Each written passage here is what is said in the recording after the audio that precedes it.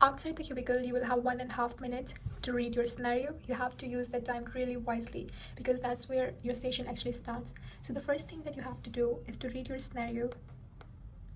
Read your whole scenario. Don't just quickly jump into details.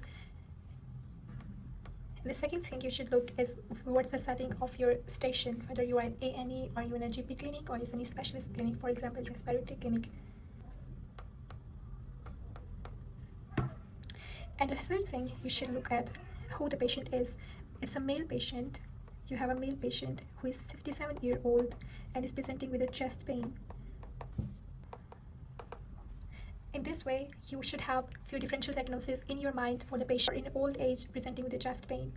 And for example, if this patient is in his young age, for example, in 20 to 30-year-old patient presenting with chest pain, you could have differential diagnoses in your head, for example, musculoskeletal pain or any traumatic pain. So for this patient, you can think of acute coronary syndrome. You have to rule out any cancer, other infectious causes such as TB. So the third thing is you are going to look at patient's gender. You're going to look at patient's gender, age, and presenting complaint. And fourth thing is you are creating few differential diagnoses in your mind from the presenting complaint.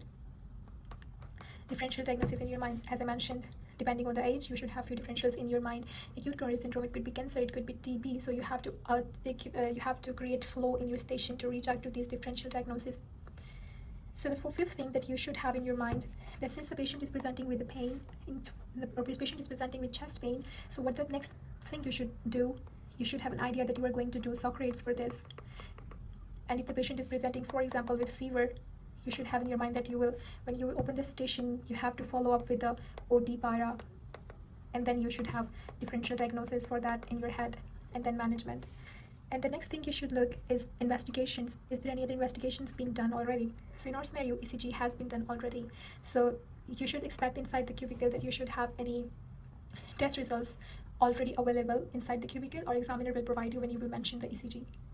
This is how you should utilize your 1.5 minutes outside the cubicle. I hope it's helpful for you. If you want me to make more similar videos, please like, share, and subscribe.